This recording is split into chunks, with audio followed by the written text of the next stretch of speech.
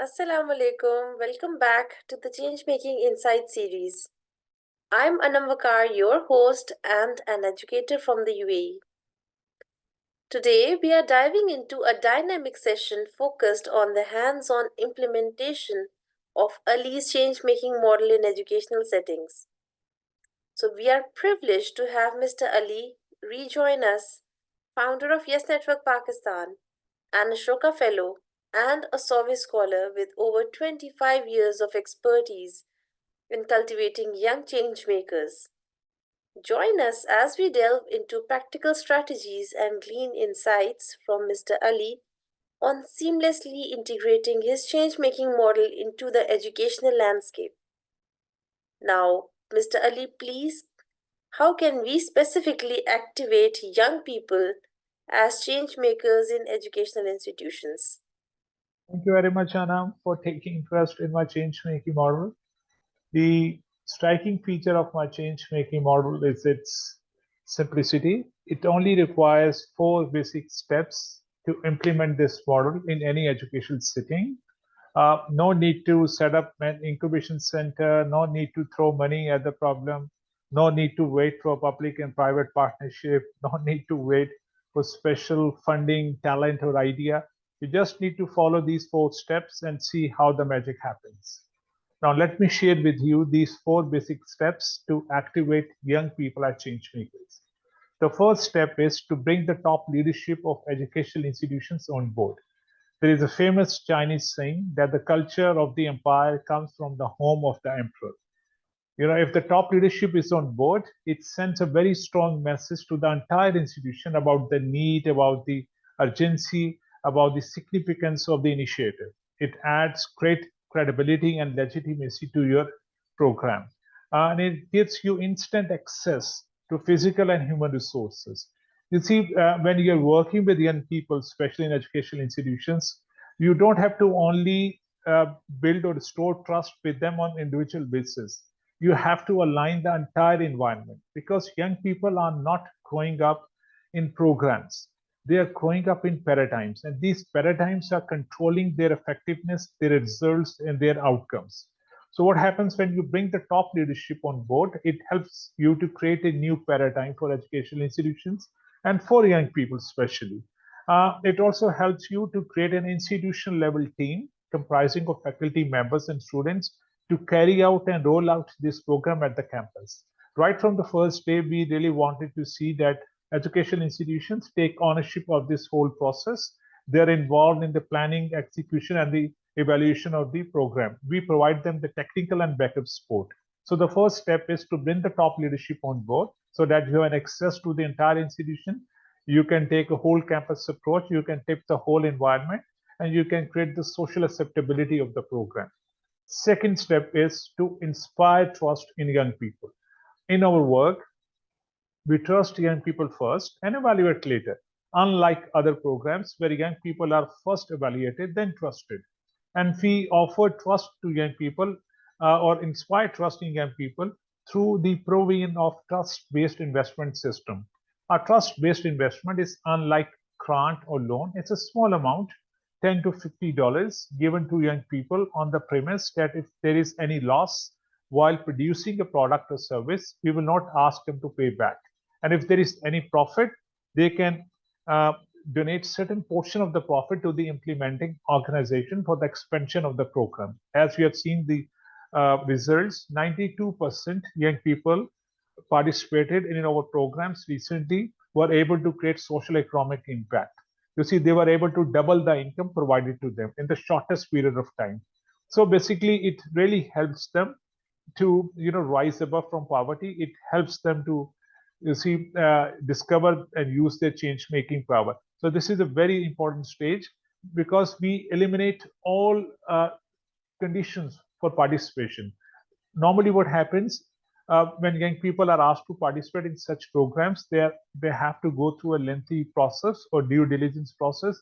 So we remove all the conditions. We never ask young people to give formal presentations or elevator pitches or showcase their ideas. And sometimes young people are astonished when we ask them to simply form a team of not less than 3 or more than 5 members and take this trust-based investment and move out, step out and produce something valuable to society. And that's really inspired many young people, especially those who were previously neglected and discarded by the society based on their academic qualifications. So basically, what happens, we organize a launching ceremony at the campus where we invite students from all the disciplines, we invite faculty members, top leadership, and we share stories of young change makers. It really helps to deconstruct existing reality and construct new reality. We share a new timeline for young people uh, to achieve success in life. We tell them that there is no rule which says that you cannot become successful during studies. So this step is very important to inspire trust by providing them trust-based environment and trust-based investment. Third step, we basically provide them a short-term change-making practice opportunity. It should not be more than 4 weeks. It is in between 2 to 4 weeks, because if it is extended more than 4 weeks, it will be very challenging for the implementing organization or the team to sustain the commitment of the institution and students. So my recommendation is to always begin with the short-term enterprise engagement in between 2 to 4 weeks, because it helps them to discover and use their change making power. It basically transforms them from service seekers to service providers. And it is the most important stage in the entire process, because this is the first time they're going to switch or convert their role from service seekers to service providers, from shelter to the shapers of the society, and most important, from victims to change makers. You see, before participating in the program, they were at level zero, meaning they were acting as buyers and consumers. They were not fully functional. The moment they are provided an opportunity, they rise above from the crowd. They start creating, producing something. Before participating in the program or this stage, they were basically in a state of heedlessness. They were not living in the present. They were either living in the past or the future. So we give them a chance to step out of their comfort zones, go out and see what is missing, then be first, fast, and unique in meeting the needs of the society. This stage is very special in the way it helps young people to fail fast.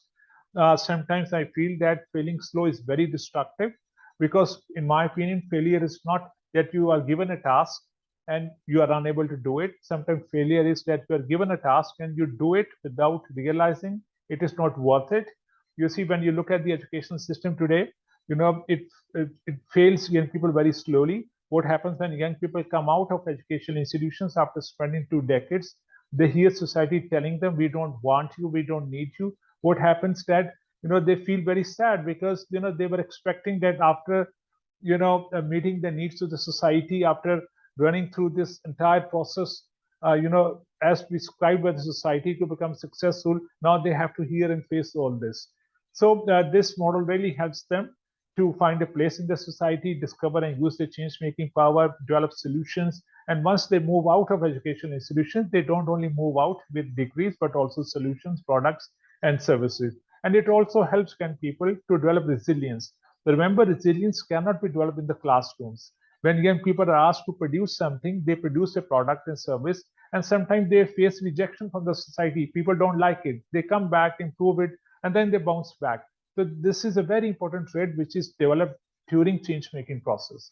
So the fourth step is we acknowledge and reward the contributions of students and faculty members. We organize award ceremonies to publicly acknowledge their efforts. We invite beneficiaries, parents, teachers, even stakeholders, political stakeholders to attend the ceremony to enhance the morale of the students and faculty members. This is a very important activity, because it leads to cultural transformation and then eventually to the structural transformation. It also leads to the institutionalization of the concept, and it also allows the institution to allocate more human and financial resources, multiply players, and guide future programming. So these are very important steps taken to introduce and institutionalize the concept change making. These are four basic steps. Uh, in the end, I would say that we have tested this model with more than 22,000 young people in Pakistan, and the results are phenomenal. As I've already shared, 92% were able to create social economic impact. We tested this model in Zimbabwe, Kenya, and Germany with same results. Recently, a similar model has been adopted by the state of India, and it has been implemented very successfully. So it shows again and again that there is no problem with the young people. The problem is in the paradigm. When you change the paradigm, you change the results. And my change making model is a win-win model for everyone. You see, when young people are involved in change making, basically it helps them to discover and use their change making power. It helps them to to find real power, to find the purpose of their life, find the mission of their lives. It puts them on the path of greatness, the path of miracles, and path of self-discovery. It helps education institutions to increase their visibility, increase their credibility and relevance. It gives them a competitive advantage. It multiplies the funding base. So even society benefits a lot because when young people produce low cost, high quality products, it helps society to meet the needs of the people who are living at the base of the pyramid. So this project is a win-win situation for everyone. Uh, Unfortunately, most of the times, many institutions operate from the premise that children and young people are born with empty, uh, um, they are like empty vessels or they are like mailboxes where they need to pour their wisdom into it. They never realize that every young person, every child is born with this incredible change making power, and it only requires a trust based environment to reveal it. And we have shown through our model that by simply trusting and honoring young people, we can activate them as change makers. Thank you so much. Thank you so much. So, as we wrap up this insightful session, I want to extend my gratitude to Mr. Ali for sharing his wealth of knowledge on activating change makers in educational settings. The practical strategies discussed today offer a roadmap for educators seeking to activate their students as change makers. Thank you, Mr. Ali, for your valuable insights. To our viewers, stay tuned for more enlightening discussions in the Change Making Insight series. I'm Manam Vakar signing off. Until next time, keep inspiring positive change.